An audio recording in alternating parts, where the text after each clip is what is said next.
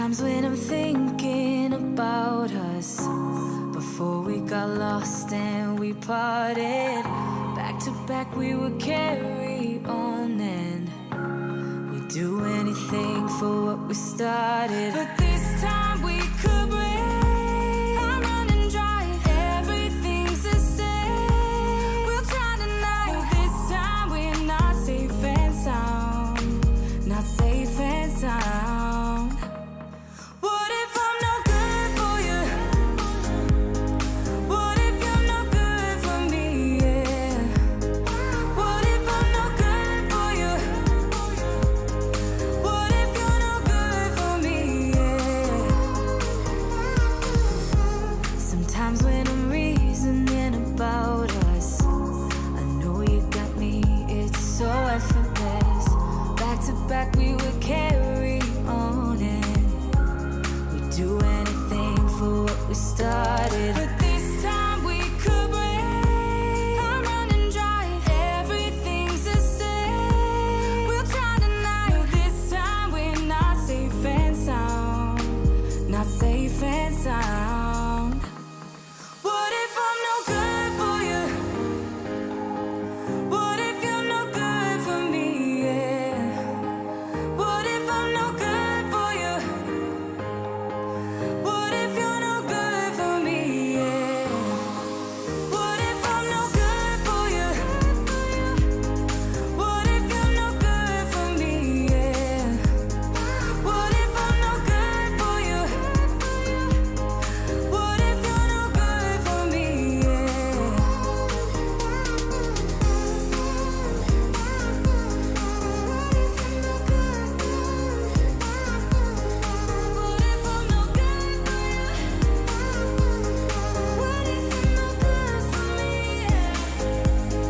What if I'm no good for you? What if you're no good for me? Yeah. What if I'm no good for you? What if you're no good for me? Yeah. What if I'm no good for you? What if you're no good for me? Yeah. What if I'm no good for you? What if you're no good for me?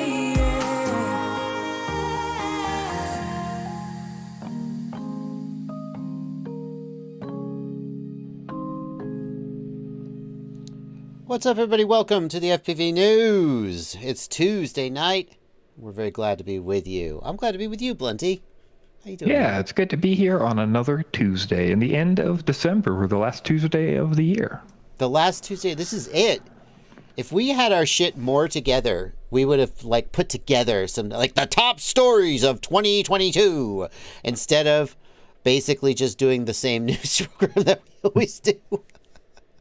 Hey, we got to give the people the info, you know. Got to give the people the info. Maybe we'll do that for our first broadcast in 2023. And it feels like we probably won't, though, will we? We probably won't, but yeah. It would just be us talking about DJI for an hour. That's true. That is actually accurate, probably. Sick burn. Yeah.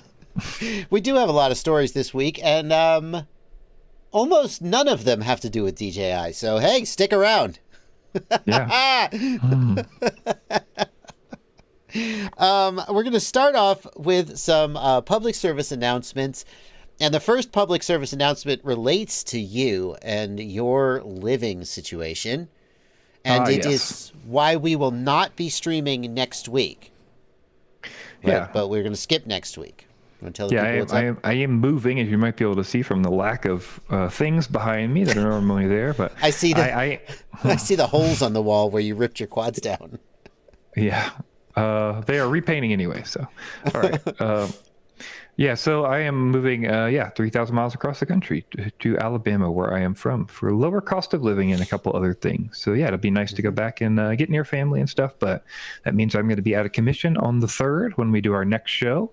Hopefully I'll be already back to it by the 10th. So the whole time I've been streaming with you, you've been in this room. Your camera has moved slightly. We used to see Henry over on the side. Now we don't. That's fine. We miss him every now and then, but it's going to be real weird. Is he back there now? Oh, there he is. Yeah. It's going to be weird having you in it. I can't wait to see what the new room looks like, though. And I hope your situation gets all, settled in. I think for the initial bit, it's going to be a mess. And then hopefully in a month or two, it'll look good. Yeah. But I wouldn't dream of doing it without you. So we're going to skip next week while you're moving. What part you want to tell? Somebody's asking what part of Alabama. You want to tell any more information about that? The southeast Alabama, if you know where that is. So kind of near the Florida Panhandle. That's correct. Yeah. Yep. That's an interesting part of the country, to be honest with you. The whole northwest Florida. It's not quite the Alabama. South. Yeah, it's all lower Alabama. Yeah, it is. Yeah. It's all the. Yeah. It is all the South. Yeah. The only difference is tourists show up to part of it. That's the literally only difference between like Panama City Beach and lower Alabama is that there are tourists there sometimes. But so otherwise, you're gonna be like on the Gulf. We're near the Gulf. Yeah, pretty close. Yeah, like I'll be like 60, 70 miles away from the Gulf. So I know you fish. Do you do ocean fishing as well?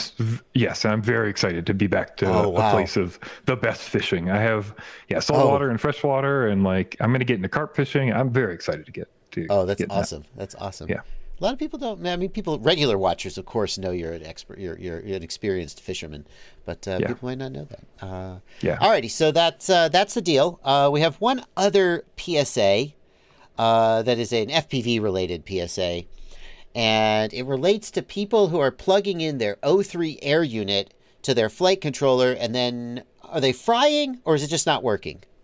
If you're frying something, you're frying the S-bus channel on your O3 unit. It's basically how this is working from what I can suss out here. So this might be a little confusing. People are going to get confused, and I've talked to a lot of people who get very confused when we explain this, and then they come around and they're like, "Oh, I see what you're saying. Now it makes sense." So we're going to attempt to explain why this is confusing. I got these pictures right here. You can see. Yes. So the crux of this issue comes in the fact that manufacturers did not decide to follow the color ordering of that Vista cable. So we could see the Vista cable there has a color ordering, and you could suss out from the color ordering what it wants you to do, right? It wants you. It sure looks like the color ordering is very, very similar, Blunty. Like we got red, black, then wait a minute, no, white, gray. That seems like the O3 cable on the right seems like the right colors: red, black, gray, white, and then the brown and yellow. Yeah, brown is signal ground and yellow is S-bus. Yeah, right? that's the standard DJI order, right? I don't know what's going on with this Vista cable. That's correct. Well, the thing is, the Vista cable doesn't really give you a suss out. If you guessed, you might assume that voltage was on that side with the red, and that S-bus was on the side with the yellow, right? However, obviously, a lot of manufacturers did not get that memo, did not do any of that. And the thing that happened here is that it didn't matter to end users. Because if that Vista cable is solderable, right? So all the end user does is you plug in the thing and then you solder up the parts to where you want to go. So your red might be ended up going to S-bus and your yellow might end up going to power. And it turns out for a lot of flight controllers, that was the case. So when you plug in that and you try to wire it up to a Vista and you do it correctly, you're going to end up putting that red wire to S-bus and the yellow wire to power, and they're backwards ordered. Because the manufacturers didn't really care about the order of the Vista cable. Some of them made their own cables and sent them out, and a lot of different things. I was trying to think why I haven't run into this, and I think the reason is that I usually use the cable that comes with my flight controller, and I seldom use the Vista cable. That's why I don't think I've noticed this before. And the other problem that happened is with the original air unit, a lot of people were like, well, DJI sent out an air unit cable, right? It was 8 pins on one side and 6 pins on the other. But if you actually look it up, DJI never pinned the other side. They sent those cables out to manufacturers, and then manufacturers pin those. So there's like an iFlight version of that cable and all those kind of things, and it's an official DJI cable. But iFlight is the one who pinned them. So what you're going to find out is that many flight controllers will match the order, and many of them will not, and they'll have different orders. And this did not matter until the release of the O3 air unit, because if we'll flip back to that picture real quick, we'll see that the O3 air unit is pinned on both sides, right? Right. And so if you just plug this in willy-nilly, there's no guarantee that your flight controller's pins will be in the correct order, and shit could go wrong. That's correct. Yeah. And most people are assuming because they just remember, right? They just remember everything kind of working because they're using cables from the company. A lot of people aren't really considering this. And most people would think about this kind of thing, but they don't really. I've noticed a lot of people I consider experienced who have not considered this and who've kind of just plugged it in right into their flight controller without thinking. Just to be clear, the only issue with the order is, do they go left to right or right to left? It seems in almost all cases that is the case. I have not found one yet that doesn't match the order, just flip them. It seems like it's always flipped. And that's why I said at the beginning, it seems like the only problem you're going to have is you're going to send voltage down the S-bus channel to the O3 unit. And so it looks like you're going to fry the S-bus channel potentially. I talked to Mads Tech, and he was not able to identify a diode on the board. I looked for a diode so we could give an example of how to fix this, but I could not find a diode on the O3 offhandedly. So. Now, I want to call out this comment from Quad Doc, which says, call out the flight controllers and brands that got this pin out wrong. Name and shame time. Hold on. Nobody got this wrong. That's the problem. Because there was no standard for whether the plug should go in like this or like this. Yeah. As long as the pins go in the correct order, voltage ground, TX, RX, S-bus ground, or whatever the order is, the manufacturer just picked one. Nobody's wrong here. It's just that now that DJI is shipping a cable, everybody needs to get in line. Yes, and this was also compounded by the fact that we had the Air unit released for months before the Vista. There were a lot of different issues that happened with these boards and the orders. And again, people produced their own cables because they weren't getting the right Vista cables, or they wanted them pre-pinned to their things. And it ended up where we got boards that were out of order, unfortunately. And if you look online, you'll see that the order is correct, but it just flipped in a lot of cases. So. And just because this is potentially a confusing thing, Maria Opria says the connector should have tabs to prevent you from plugging it in the wrong way. The issue is the direction that the builder of the flight controller put the pins on the flight controller. You cannot plug the plug-in upside down, but if they didn't order the pins the way that DJI decided that they should when they released these flight controllers were built before the O3 Air unit was out there, so the bottom line is this. Double check that plug before you power up and plug in your O3 Air unit. The simplest thing to do, in my opinion, is get your multimeter, put it in continuity mode, touch the ground prong on your XT60, and touch the outside of the O3 Air unit, which should be grounded, or touch a UFL plug connector if you want on the antenna, whatever. And you should have ground continuity through. If you don't, then you've got it plugged in the wrong way, and you could have an issue. Do not, for God's sake, spend $9 on this cable. Just buy an SH 1.0 cable set. Is it SH? Oh, yeah, JST, yeah. I think it's SH, right? Is it SH? It looks like SH. Yeah, I think that's right. You could get it from Race Day Quads. You get it various places. For $5, you get enough stuff to make 10 cables.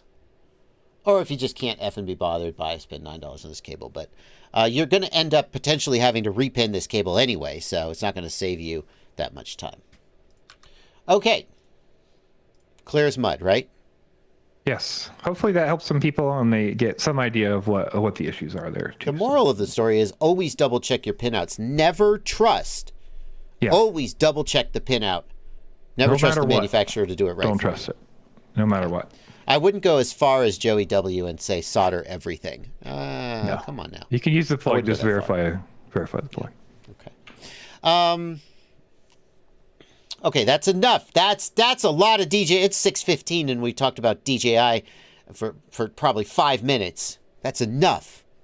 Let's talk about something else. FrSky. We're going to talk about FrSky. Boy. Okay. So we talked about FrSky versus ExpressLRS a little while back. We showed some images from the Facebook group where a guy named Steve posted on the ExpressLRS group reaching out to developers, and then ended up basically getting into some arguments, and people weren't really seeing eye to eye, but he said, stuff's going on behind the scenes, and I'm talking to people, and don't worry, we'll figure it out, that sort of thing. Mm-hmm. Well, we got a new post on the Facebook group, ExpressLRS Facebook group, from Leslie Vardy. Oh. And it says, good news, everybody. FrSky got a hold of us. Everything is wonderful. Life is good. No one should be angry. No? Unfortunately, it did not say that. Oh. Wes is usually such a nice guy. Let's see what he did say. Well, I think he was pretty nice. You're right. He was not rude. So basically, he says, in October this year, Steve, a representative of FrSky, made a somewhat confused post here. about the new handsets. At the time, it was unclear what the plans were, et cetera, et cetera, et cetera. The development team reached out. There was kind of a little bit of talking. There were hardware promises from Steve, and then basically it kind of died out. And then Wesley says, now that the Twin Light Pro has hit the market and is being reviewed by various sources, it is evident that FrSky has ignored any requests or advice to properly integrate ExpressLRS. As of right now, the transmitter is running a closed fork of ExpressLRS, which is a violation of the GPL license on our open source code. I just want to point out, it's possible it's not a violation, but it seems really, really, really unlikely that it's not a violation. They would have had to redo the entire ExpressLRS code base from the back so that it would work in the same manner, right? It is interesting. He says, as of right now, the transmitter is running a closed fork of ELRS. He seems pretty certain. We don't know whether he knows something we don't or whether he's just maybe overselling it a tiny bit. But yeah, it seems extremely likely that FrSky didn't rewrite an ExpressLRS compatible protocol completely from scratch. But That's that correct. they just rolled the ExpressLRS code in there. Okay, continue. Yeah. So the version is locked to 2.x, which is obviously an older version now because we're on 3.x. You cannot flash a bind phrase to the transmitter. You have to manually bind. And yeah, you won't be able to update to the latest version. FrSky Engineering indicates that they would send handsets to the dev team. Steve insisted handsets were in the mail, but nothing shipped. Mixer rate is locked on these new handsets to 250 hertz, means you can't go above 250 hertz with that mixer sync. So you get kind of that desync. I think similar to what we talked about with FlySky gimbals last time, where you just don't have that mixer sync. And it's just examples. And he points out, this is rough. It's annoying. There's nothing the ExpressLRS team's really going to do against it. We just want to let the community know this is BS. We don't support this, and this is what FrSky's up to. Yeah, I think that there are a lot of different angles to take with this, and I don't want to just get on a rage horse and I want to try to be a reasonable person about it. If FrSky had said, we're going to make a proprietary receiver protocol for our customers to use, and our receivers and our radios will only support the features that we put in them, that's fine. So the fact that they're releasing this radio protocol that doesn't have all these features of ExpressLRS, I'm not mad about that. Fine. Your customers can have whatever you decide to give them.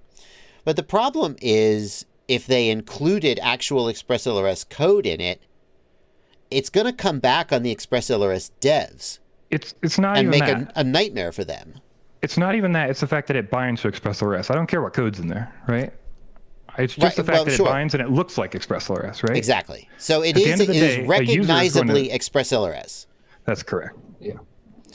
And so that's going to create a nightmare for people who support ExpressLRS because people are going to buy FrSky. It's going to seem like they have ExpressLRS, and then their shit's not going to work because FrSky nerfed it. And then they're going to go to the ExpressLRS Discord and try to get help. And the ExpressLRS devs and the people over on that Discord, many of whom aren't devs, just users, probably being kind and helpful people are going to try to help.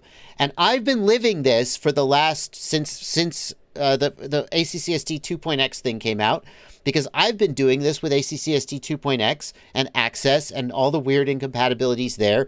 R9, God almighty. I've been doing this for the last 3 years, and I know what it's going to be like. And I want to be clear that the users are not the subject of I can speak for myself, I think you'd agree. The users are not the subject of our ire. A person who got into FPV and bought a FrSky radio because it seemed like that's what they wanted to get, I feel for that person. I want them to get the help they need. 100%. So anybody who uses FrSky, we're not ranting at you.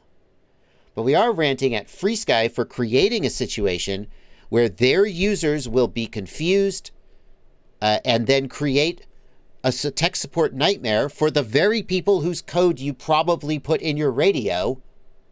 The least you could do is have the courtesy of helping make their life easier. Yeah, absolutely. Anyway. And then a FrSky representative came and contributed to the conversation. Steve came back, didn't he? Yes. Blunty, So Steve, who was talked about. Oh, go ahead. Sorry. In the post here, Steve, who has talked about in the post here, made some comments, and we wanted to let you know what they are. Steve is the representative of FrSky, and Steve is the one who originally posted on his account, Steve, like his personal account, into the ExpressLRS group to make the original post. So that being said, we feel comfortable sharing his posts that he chose to then delete from these posts, so you could get some context of where he's coming from, and maybe somebody at FrSky who doesn't seem to care about anything can look at this and see how shitty their rep is. So, they have to already know he's shitty and not care, or think he's doing a good job. I think he deletes everything he says, so nobody can see what it is, honestly. So we're going to share it. Fair enough. So FrSky Steve started off with, Wesley, sorry I offered to help. It was made quite clear to me that ExpressLRS devs could handle. I'm sorry things that didn't work out. I don't know why you're bothering mentioning me, since you assured me in private messages that the best thing for this situation was to have the developers of ExpressLRS talk to the developers at FrSky, expected your wishes, and bowed out of the conversation. Though it sounds like that's not true because Wesley said he promised them hardware. I have faith in you. Right. They were talking. FrSky stopped talking and stopped participating in the conversation, and then went ahead and did the thing that they were talking about whether they should do. So it sounds like the conversation was over. Then he said, you told me you're going to handle it. Now please follow through. That was his first comment. So let's see the second comment. Oh, okay. The second comment after he deleted the first one said, hey, Wesley, I'm confused why I'm being mentioned in this post. Also a different account. I don't know why he's on his personal account now when he was on his FrSky Facebook account. makes that easy to do by accident. You guys told me it was best to have proper conversations. You did have the ability to contact them months ago, but not since. And he's like, doesn't seem to understand that they're not contacting, right? Right. You're ghosting me. Right. I'm sure you will reach out to the same developers to express your concerns. I'm not sure what happened. Last time I checked was 2 months ago. Sorry, I would have been more on top of the situation had I been in the loop. Now with these accusations being leveled at FrSky on behalf of ExpressLRS devs, sorry, I can't touch this. Even though he's the representative for FrSky who should be touching this, that's what he does, right? Well, here's the thing, though. I'm not trying to cut you off. This is a situation I've seen before. My interpretation is that Steve is a marketing guy. His job is to go out there and try to make nice, and he has no actual influence on the direction of the company. So he goes out there and he says nice things and tries to make people happy and make them like FrSky, but at the end of the day, he has no pull. So there's not really any point in talking to him. And so when he says, oh, sorry, I can't touch this now, I have to back up, you never had any pull. That's my take on it. Interesting. One IFPV says, I don't feel like bashing Steve on the news is the right thing to do. Do you want to talk about that? Because I said, we debated whether to include this. And I said, maybe just let it slide. You want to get that? Steve was the instigator of this. Steve did all the background stuff with this. Steve made the original post. Steve was responsible for saying he was going to distribute hardware. Steve was responsible for communicating with all the ExpressLRS devs, and this came out of Steve's communication with ExpressLRS developers. So my opinion is that his posts on public posts on ExpressLRS are subject to our view. It's not my fault if he deleted them. It's not my fault if we're considered bashing him. He's the representative for FrSky who entered the ExpressLRS group and chose to represent FrSky for ExpressLRS. Correct. That's what he's going to get. Sorry, this is your job. This is not your personal account. It was the personal account you chose to post on. That's not my fault. It's going to shape the messaging because people are going to see us shitting on FrSky for the things they did with ExpressLRS, and perhaps they'll think, well, they just have a bone to pick, or they're just whatever. And I feel like sharing these messages shows that this is not just us hating FrSky for whatever reason, that FrSky is behaving in a shitty way, and more than just how they choose to build their radios. Like their rep is also kind of shitty.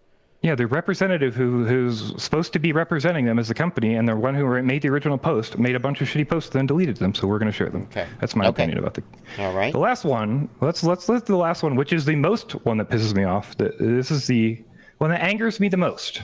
Oh, man. He deleted his other two comments and then said, sorry, I'm not in the mood for this right now. Please remove my name from the post. Again, he made his original post with his name. This is not how this works. And then he gives us a sob story. He says, last night I watched our longtime family dog die in the arms of my wife. Oh, okay. My God. Oh, my perhaps God. Okay. Perhaps you think I'm here to just mock and kick you when you don't get your way, but the timing is very bad and I don't want any part of this conversation. This is your job. We are not your boss. Like, what I don't understand about this is he's talking to the ExpressLRS group and Wesley Vardy. Like, he works for us. But like, this is something you tell your boss. You say, I can't come to work today because this happened. Right. You don't tell an entire group of people you don't tell the public who you came and instigated and started a bunch of shit with, and then said, I can't work with you because of blah, blah, blah, blah, blah. And then you deleted your first 2 comments and gave a sob story about why you can't have this conversation today. Right. So delete the comments and say, hey, boss, somebody else has got to handle this. I just realized I can't work today. You are doing a job here. This isn't a person. Yeah. This is a person working for a company. This is an employee representing FrSky. Mm-hmm. Please remember that. Okay. Let's look at the last thing he says. You told me you can handle the situation with FrSky on your own, so please just go do that. Get back on the phone and state your case. Unless this is a big excuse for you to emote and lash out at FrSky, but the last 24 hours have been effed up, and I don't need any more unneeded drama. To me, this is just somebody who does not understand their job, who wrangled up a bee's nest, who didn't think they would, or thought they were going to do that, and now is pissed off because people are still talking to him and still commenting him, when he doesn't want to be involved. But too bad you got involved. He keeps saying, why don't you just get in touch? Why don't you just call? It's like, I'm pretty sure they were in touch until you cut off, FrSky cut off conversation. Yeah, if we can remember. And then here's the other thing. If we're debating, let's say we're neighbors, and we're debating whether you're going to put up a privacy fence on the property line. And we both have arguments about it, and we're sort of discussing it. And you say, you know what, let's keep talking about this. And then for 2 weeks, you don't talk to me, you won't take my phone calls, and then on Monday, there's a privacy fence. And I'm like, hey, I thought, and you were like, oh, why didn't you just talk to me about it? I'm like, well, we were talking. This decision wasn't going to be made until we were done talking. So then don't, after you made the decision without talking to me and interrupted our conversation, don't come back and say, why didn't you talk to me about it? Just a reminder, in Wes's original post, FrSky's engineering team indicated they would discuss it and get back to the ExpressLRS team, but the communications ended there. Right. This is not ExpressLRS dropping the ball. They didn't stop communicating, then complain on a big post. It was FrSky stopped communicating, then released a radio that has ExpressLRS that only binds with one version and doesn't have a binding phrase, and users are going to have to fight with constantly. Yeah. This is not a hard thing to understand. It's just Steve trying to defend a position because he's mad that people are angry because they should be. It's just bullshit. It's total BS. So FrSky should have just used freaking R9. They already have a working LoRa protocol. Why didn't they just use R9 access? Why did they even... Here's the weird thing for me, and we're really going to stop talking about this because I feel like we've wrung it out. But the weird thing is, why did they copy ExpressLRS at all and then not use ExpressLRS 3.0 or not just use ExpressLRS? Because if they wanted a 900 megahertz or 2.4 gigahertz LoRa protocol, they could have just ported access to 2.4 gigahertz LoRa. They could do it. They invented R9 all on their own. Why did they copy ExpressLRS, but then only ExpressLRS 2.0, and you can't upgrade it, and I'm going to say for the same reason that we have ACC2 versus ACC1 and access, and they all don't work together, and I'm going to say for those exact same reasons. If there was logic to it, all their shit would work together. Bottom line, we don't support this radio and don't. I mean, if you buy this radio... needs to get a new rep. Yeah. That's this. And FrSky needs to get a new rep. Yeah. Then not let this guy post anywhere. Okay. Yeah. Moving on. That's the second story of the day. Let's see. Yeah. And we are half hour into the stream. Let's do one more. Then we're gonna do our plugs in the middle of the stream instead of waiting till the very end, like professionals. But, and you misled people because we've got another DJI story. I said we had one. I actually wasn't thinking about the PSA. I was thinking of this one. But this one is not. This one is a cool way to hack. And it's quick. Yeah. So last week we brought you a French version of this guide, and we just wanted to let you know that the same guy, Evilm, I'm not sure how he wants to pronounce that name, but Evilm has made a English version of his French guide, so that you could use if you were confused or it didn't make any sense or whatever, you could go in and do this. And just briefly, we'll let you know that basically this lets you go in and modify deeply your DJI OSD. So you can go in and the things you normally can't move or you can't reskin or anything, you can do that. Sorry, Blunty. So yeah, pretty neat. Downloading pretty neat this features. File. Yeah, like you can see right here, he's dragged around the 50 megabit per second. He's rearranged all the OSD elements. It's non-trivial to do, but the instructions can be followed, and now there are English instructions for how to do it if you are inclined to do that. Okay. Yeah. Mr. Camps, Drone Camps RC, I agree. ExpressLRS is a pain in the ass. Crossfire is also a pain in the ass sometimes. This whole just bind and fly, like, 85% of the time that's true. And then sometimes you power up and your Crossfire receiver is double green blinking. And you're like, F you were fine yesterday. Why do I have to do emergency recovery? And then you have to factory firmware flash both your receiver and your transmitter because there was some borked version that doesn't work properly. Yeah. So Crossfire is easier to use than ExpressLRS. I'll grant it that, but it's in many cases it can be. It often if it doesn't work, it's horrible, and people throw it in the garbage. I've had multiple people throw their Crossfire away or give it to people and then buy ExpressLRS because they were so angry. So don't think it's only ExpressLRS this happens to. I have a feeling that goes both ways. Yeah, oh, for sure. I'm just saying it's not only ExpressLRS. Crossfire is also not user-friendly. Okay. Sometimes. I want ExpressLRS to get over-the-air updates. They've got to be working on that, right? That would be so huge. Yeah, it's kind of a mess, though, like we talked about before, because everything's pre-built. You're not building on the fly. Yeah, so, but they're going to... Yeah. Like, you're not going to build on the fly on the radio, right? So... No, but what if you could, like, store the firmware on your module somehow? Yeah, but then you have to know what... I mean, I get it, but it's not going to be the same OTA then, because you're going to store the things you know you have. So then you're going to have a list of receivers in there that's there. What about the generic freaking targets thing? Shouldn't that fix it? I don't know. I'm not sure. Okay. Next up, we are going to talk about MaiOnHigh, our own Lexi Jansen, joining another drone company that has actually got a drone that a human can fly, unlike Alada, which has a drone that someday a human might fly. She's going to actually get to fly a man. They're just airspeeder now, just so you know. I got corrected on that. So. We're going to talk about that, but first we're going to do our plugs. We're halfway through the stream. Well, we're half hour into the stream anyway. We'll keep it quick and short. The first plug is going to be for FPVKnowItAll.com, which is my website, FPVKnowItAll.com, home of the ultimate, paste into the chat, please, home of the ultimate FPV shopping list, where you can find recommended parts in all sorts of categories. Looking to build a sub 250 gram drone? Just head to the sub 250 gram page and see a lot of text if you like to read about why we picked the stuff we picked, and suggested stuff. Not the only good stuff in FPV, but a good sort of selection of stuff that should be not too overwhelming. Yeah. We've also got ItsBlunty.com, which is my website, where you can come and check out links for my Patreon, or you can get my troubleshooting page where I can give you some help. I do a $50 an hour flat rate, and you can book a session to get some assistance with me over Discord, typically is the best way to do it. And I get on a video call with you, and I can remote in, and we could try to figure out what's wrong. Yeah, excellent. People who need one-on-one help. I can personally vouch for your knowledge and helpfulness.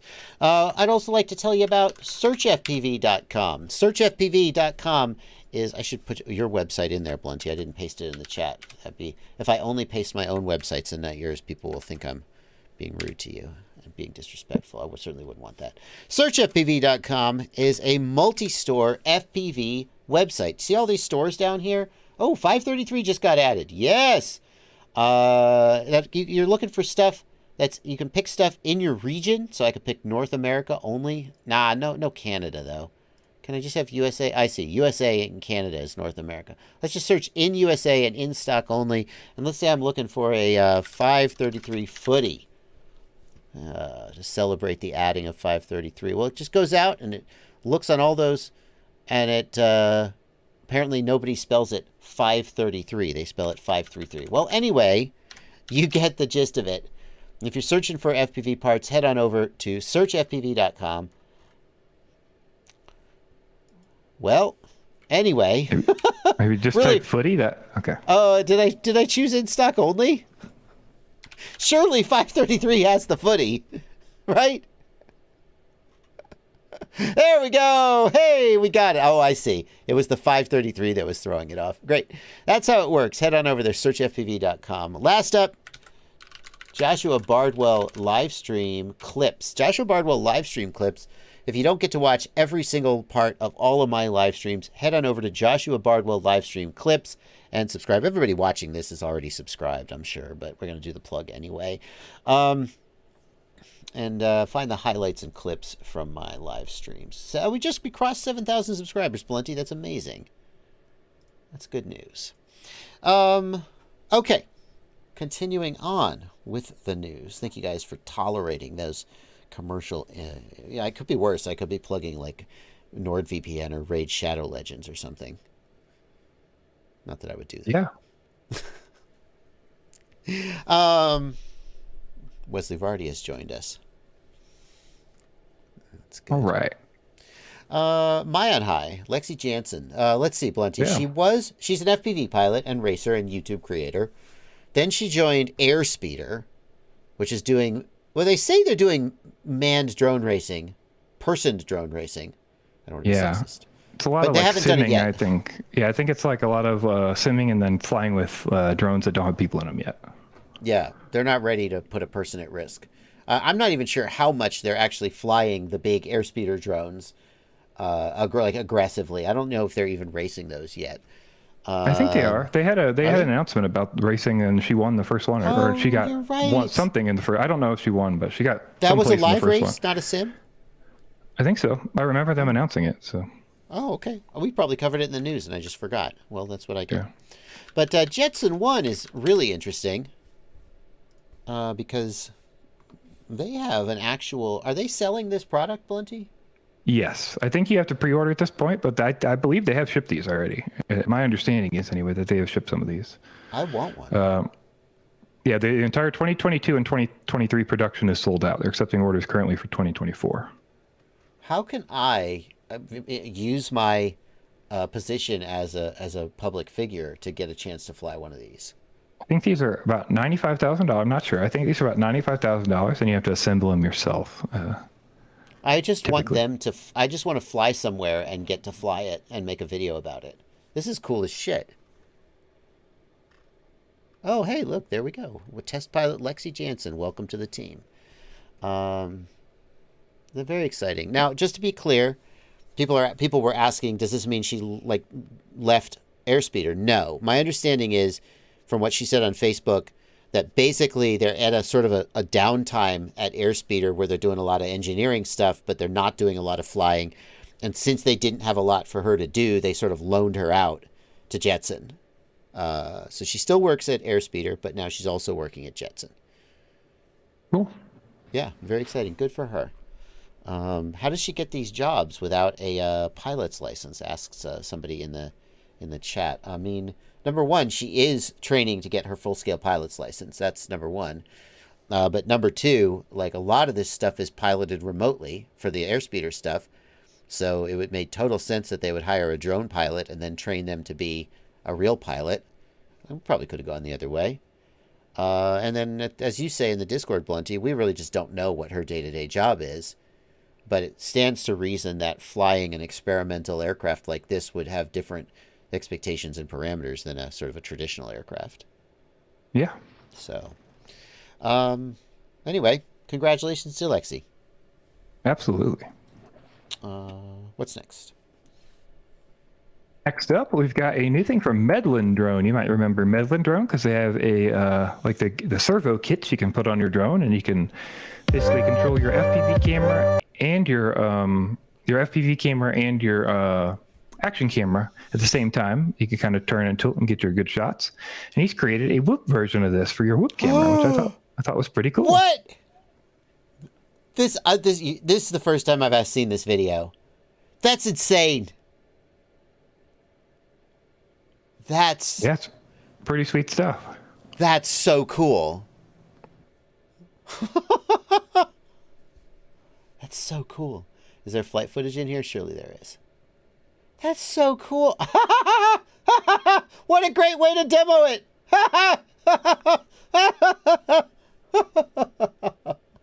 So your whoop could go everywhere before, but it couldn't look up, right? And it could, so now your whoop can look up. Oh my God. That's ridiculous. That's really cool. Pretty neat stuff. And he's used to flying with those gimbals, so I bet it's probably pretty second nature to him at this point.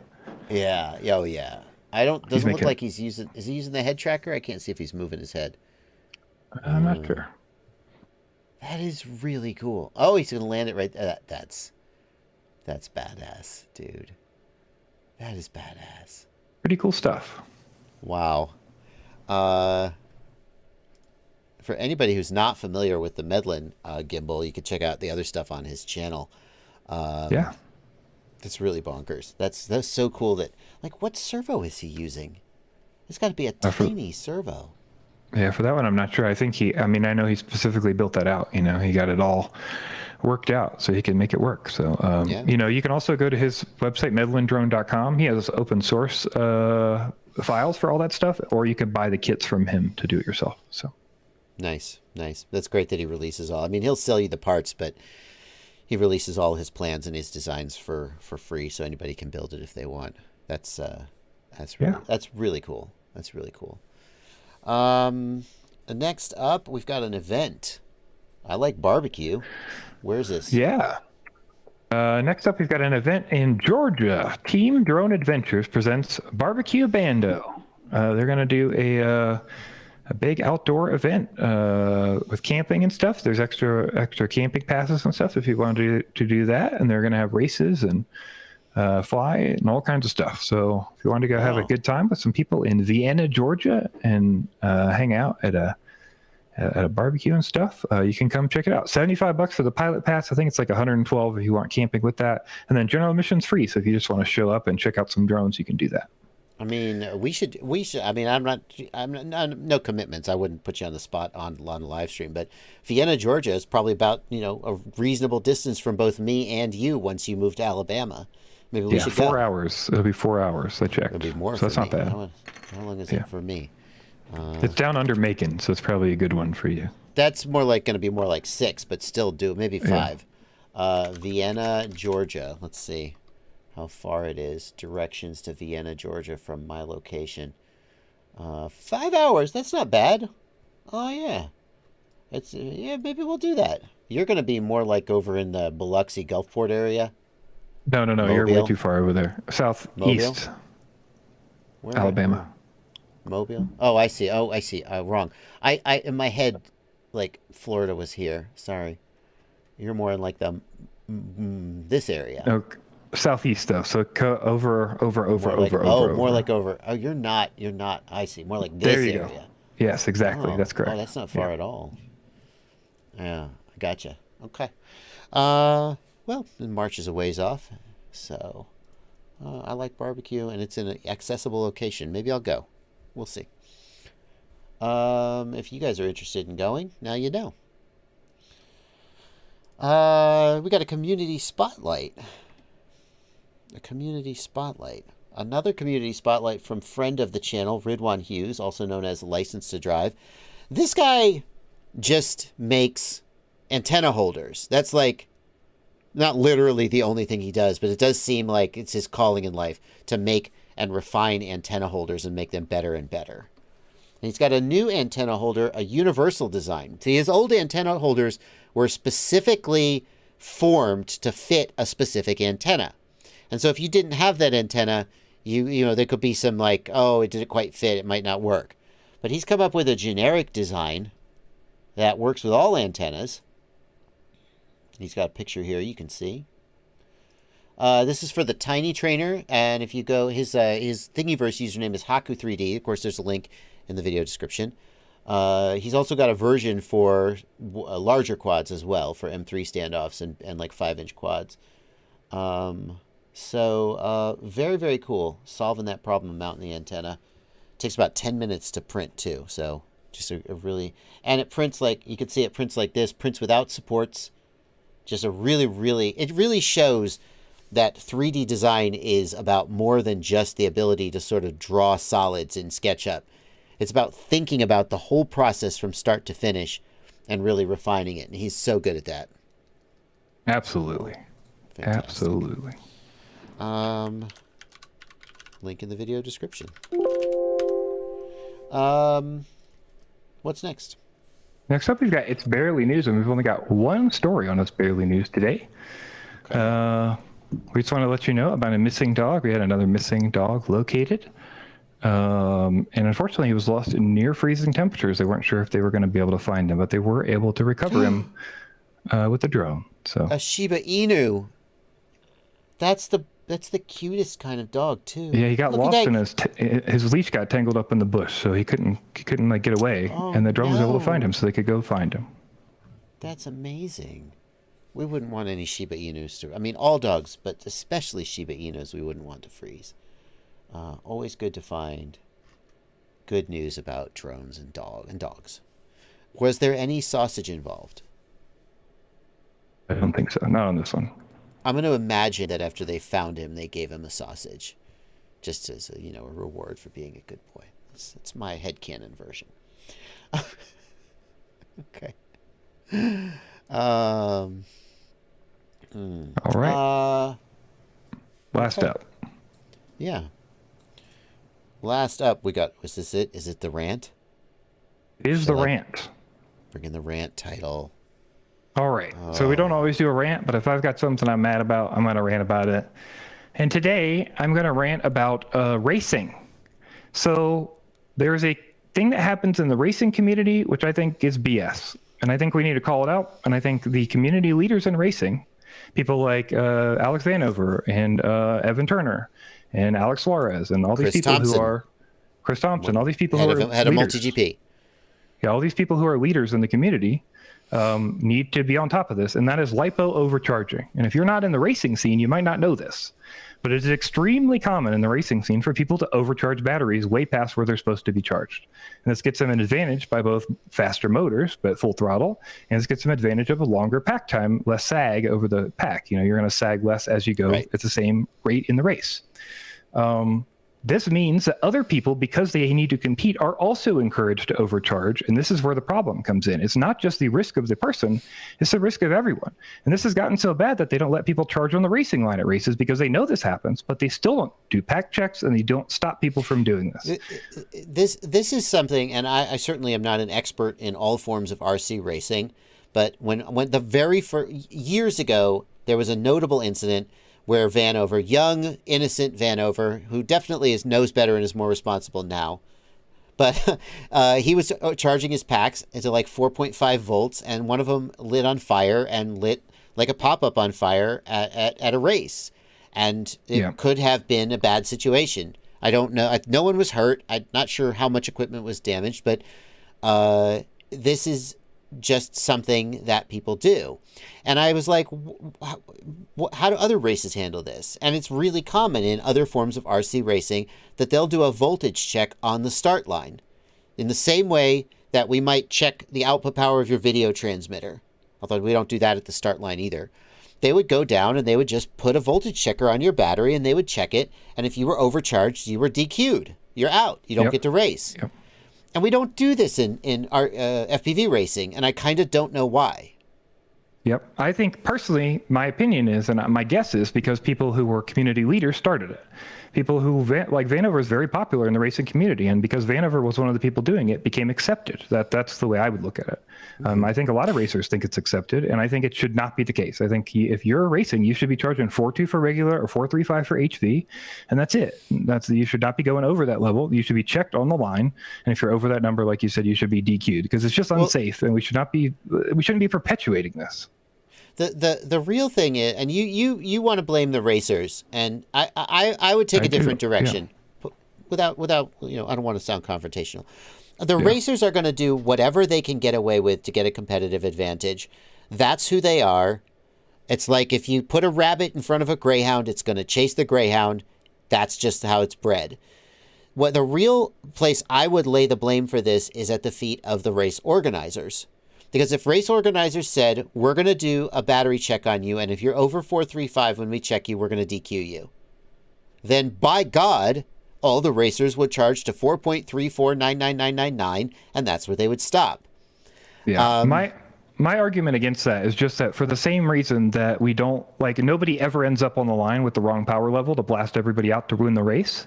They also would not do that with power if it wasn't accepted, right? The only reason it's okay is because everybody does it. That would be my opinion, right? If everybody didn't do it, one guy showed up with higher batteries on the race and showed in his OSD, everybody'd be like, dude, you got to get the fuck out of here. You're saying this is not okay.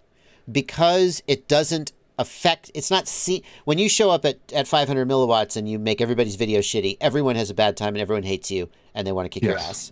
But when you show up with and everybody and therefore because nobody does it also, right? It's not like everybody's also cranking to 500 and it's just a mess. Right. Everybody's going down to the right power level so that they're acceptable and everybody can fly on this at the same, at the same way. And I think, unfortunately, the standard has been set to go up to voltage instead of everybody forcing the people who are doing this to go down to the correct voltage. Right. And it probably should be on race organizers to do this. But my point of this is like, this should be enforced everywhere. If you're flying down at the Bando or whatever, like, don't overcharge your packs, man. Like, everybody should kind of be, as a community, like, starting to kind of get realistic with this. Like, I don't know. It just seems crazy to me that we're doing national race. We're doing races all over the place. There's national contests. There's, the champs this year, they overcharged packs and it wasn't checked.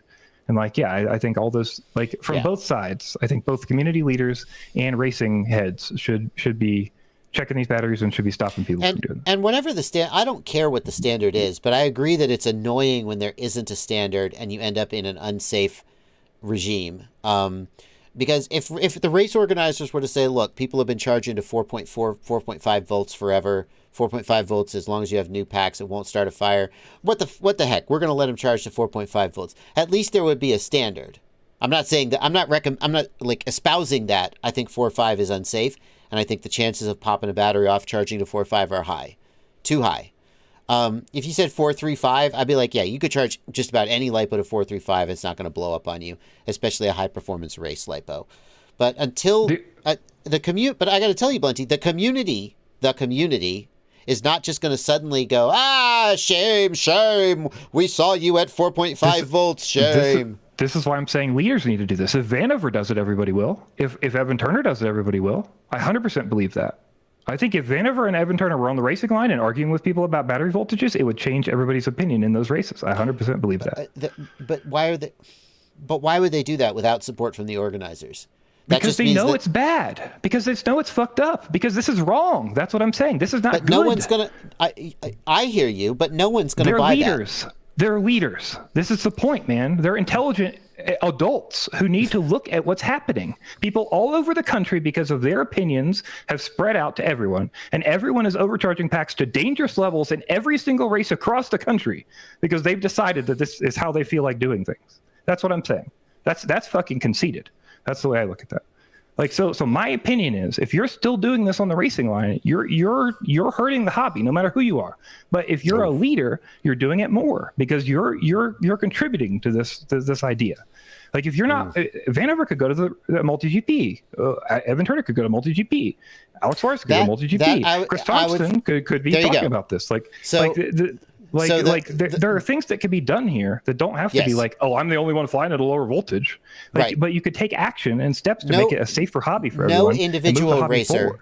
No individual racer is going to put themselves at a disadvantage in the interest of making a point about safety. They all want to win. But what they could do is they could use their stance as a community leader to go to the race organizers and say, look, this is a problem. I could get away with it, of course. But there's all kinds of people out there who aren't as smart and clever as me or whatever, and who need to be regulated or something along those lines. All I'm going to say is I don't think it's I don't buy the idea that like they should keep charging at high levels because everybody else is. That's BS. Like, you're doing an unsafe thing in a public place with other people and you're setting an example, and that should not happen no matter what. I don't care if you're at a disadvantage. That's the other people, and you should be arguing with the other people in the team or the other people you're competing with who are doing the thing that is not right and is incorrect. That would be my opinion about it. And you could say like, oh, the organizers should enforce it, and the organizers don't enforce it, so I'm charging as high as I want. Like, okay, but like, that's unsportsmanlike, right? And that's kind of shitty. Like, do you want to be unsportsmanlike? I don't know, man. Like, I don't want to race with you if you're unsportsmanlike. I'm saying there's a way for the community to enforce this that people aren't understanding, and just accepting this and doing it all the time because nobody's enforcing it, no organizers care, is kind of BS. I mean, it's a rant, so I feel you. Yeah. I think that's really, I mean, that's just pie in the sky. I would never overcharge a pack. I don't care. People don't care. Like, that's yes, you are. You know what I'm saying? Like it's I'm not BS. a racer, so like I don't know, man. Like, when I'm in an event, I'm sportsmanlike.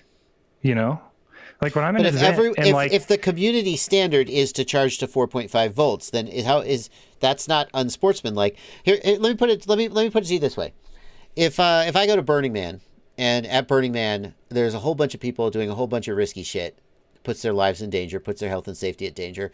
Everybody goes into that eyes open. They accept that, and then they have a good time. I think that consent and community consent is one of the keys to sort of ethically managing risk.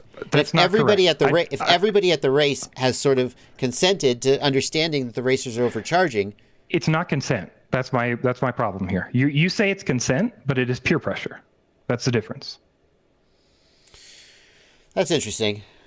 If you can't not do it, that's what you're saying. You're literally saying you cannot go to a race and not overcharge your packs because you're at a disadvantage. That's called peer pressure. Like your peers are doing something that is unsafe, and because you want to also be along with your peers and not make a stink and not have a problem and not be at a disadvantage, you're going to do the same thing your peers are doing. That's to me the definition of peer pressure, and that's why I think community leaders could help change that. That's my opinion there. Well, you're right. Community leaders can help change that. People in the chat are saying, well, you couldn't finish the race with you didn't overcharge. That's nonsense. You would just use a bigger battery.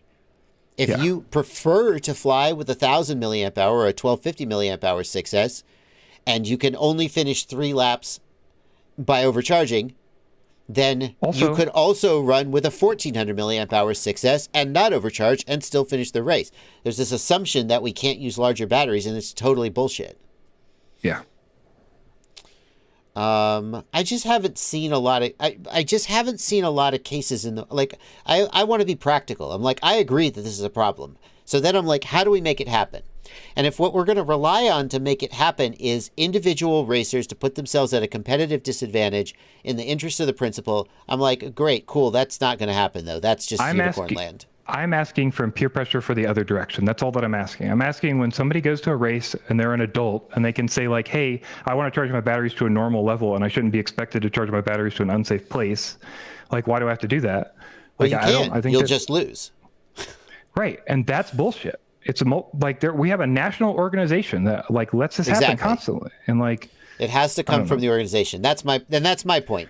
It has to come from, for example, multi-GP. The race organizers have to say, look, we're doing line checks. We've got a meter, and we're going to be checking you. And if you're, they're going to say something like, charge to 4.35. If you're over 4.4 on our meter, we're gonna nix you. Okay, or something, but whatever the numbers need to be. And then everybody will do it. I hope so. I don't know. Yeah, I guess we'll see. Like, I just don't know that. I mean, maybe one of those people will change something, but like, I don't see Chris Thompson changing that tomorrow for all race leaders and not forcing organizers to do that. He's the only one who. I mean, the individual chapters could do it, although the racers would be annoyed since it's not consistent with the national standard. I think that if there's one person in the world who is primed to make this change, it would be Chris Thompson. And he could say, new multi-GP policy for the 2023 season is we're doing battery checks on the line and the max allowed voltage is X. And you don't even have to DQ somebody. I mean, you could just say, look, I don't know, swap your pack or I don't know. Yeah. You can say, look, this is the official battery checker for the event. Feel free to check your packs on this so you know you're not overcharged. I don't know, but he could do it. You just spin your props for 20 seconds and bring your voltage down. Although, if you're not DQing people for overcharging, I don't know. People are gonna overcharge unless you check every line. It's not gonna work like that, right? Well, they say if you're overcharged, don't DQ them. Just let them turtle mode for 30 seconds and then run their pack down. The races are going to be super long. People are going to be overcharged and trying to slip by, and then that means you're going to have to do every single racing line. You're going to have to check every single battery. You don't want to do that. You have to check every single battery on every single line. That's what you have to do if you're actually going to make this work. Oh, I don't think so. Absolutely. I don't think so. Because the problem here is that no, I don't agree with that at all. Because you're going to the onus on organizers is you're going to ruin things. Races are going to take longer. You're going to piss people off. You're going to Aren't you arguing now that we shouldn't do line checks and then people can charge whatever voltage they want? Why don't you just check at the beginning and you check every now and then and you DQ the people who are fucking up and then I'm just thinking of that's not how they do it in like car racing. So I hear. So I would say why don't they do it that way in car racing? People already complain if you walk down the line with your Scully or whatever. Well, people are going to have to fucking get used to it. But the difference mean, is if we're they care trying to about the make people safety. want to race. That's my opinion here. I'm not trying to stop people from wanting to race. I'm not trying to add like 10 minutes to every fucking on the line thing where people get to argue and people have to go swap a pack and I have to find a pack and then I have to charge. You know what I mean? It's going to be a mess. I don't think it's that hard. I don't think it's that hard. When you're staging, listen, when you're staging for the next heat, okay, so heat 1 is running, or heat A is running, heat B is queued up and ready to go, okay? As you're getting ready to go, heat A finishes, you just have a battery checker, and as they go out to set their quad down, you just check them real quick as they go by, boop, boop, boop, boop, and then I don't think it adds that much time. I would guess organizers would argue, but maybe that's not correct. But yeah. I just know how race organizers are in every race I've ever been to, and we're always behind. We were never on time. Everybody's scrambling to get the race line every single time. Everything's late, and people are only getting more mad if you have to test every single battery before I take off every single time. Well, okay. Now I think we agree in principle that it should be done. We're just debating how it should be done. Yes. Okay, and we're coming up on the end of the hour. All right, Pete, there's some people in the chat who haven't seen you rant before. They're like, wow, Blunty gets mad. Like, you have no idea. I care about people not getting hurt by packs and people like doing the right thing. Like it's like I said, I think this whole problem stems from the fact that people think it's normal. Like we could all be flying safer. Everything would be totally fine and there would be absolutely no difference. You would just be flying normal voltage packs and everything would be safer.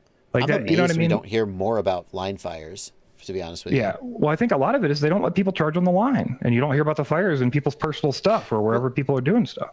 What about this? They literally stopped letting people charge on the line. What about this, Blunty? You're required to have battery voltage in your OSD. At the end of people miscalibrate their battery voltage, so they're actually at 4.5. Right. If you end the race and you're below 3.0, like if you end the race and you're at 225, we know you miscalibrated and you're DQ'd. We check your batteries. We don't need to do line checks. We just honor system it with the OSD. And if at the end of the race somebody's got a really fishy battery voltage, we're like, hey, hang on a second. Let's check your calibration, sir. Yeah. Anyway. I don't know. That might be good. Yeah. But anyway. Okay. Let's read some super chats. Chris Sagarian, thank you for a $5 super chat. Now that the O3 is out, many aren't flying a GoPro. Do you have any suggestions for getting the same feel of a heavier build? No! Enjoy your lighter build! It's better! What's wrong with you? I lost 35 pounds, and I really miss breathing hard going up the stairs. Do you have any suggestions for how I can feel fat again? I guess if you really want to, just get a dummy weight. Like, make a dummy weight and add get some lead or something and strap it to your quad. If you want to, just buy a 100-gram slab of metal and strap it to your quad. But no, don't do that! Buy a battery that's 100 grams heavier and enjoy your longer flight time. That's my honest answer. If you need additional weight, spend it on battery so that you can have more flight time. But no, just enjoy your 100 grams. Your quad will fly better. We Bleed FPV. Holy shit. We Bleed FPV with the $100 super chat. Just sitting there the whole time. Didn't read it. We Bleed FPV. Thank you for your very generous super chat. Merry Christmas and Happy New Year. Thank you guys for all you do for the FPV community. We Bleed Zotek. Wow. I don't usually look at the super chats until the end of the stream, but I'm kind of sad that I missed that one until the very end. It's incredibly generous. A Blizzard FPV, thanks for $2 Canadian. Freestyle for the win. You don't have all these arguments in freestyle, do you? People just have fun. That is going to do it, folks. Thank you guys so much for coming out. We will, again, a reminder for anybody who missed the beginning, Blunty is moving from Denver to Alabama. He will not be settled in next week. We will not be streaming next week on Tuesday. My normal streams will go on, but I wouldn't do the news without you. And then we'll be back the week after that. I've already scheduled the event, so you can see it over on my YouTube channel. Have a good move, Blunty. Hope everything goes smoothly for you guys. Thanks, man. Take it easy, guys, and we'll see you in 2 weeks. Good night, everybody. I don't know what my problem is. I had to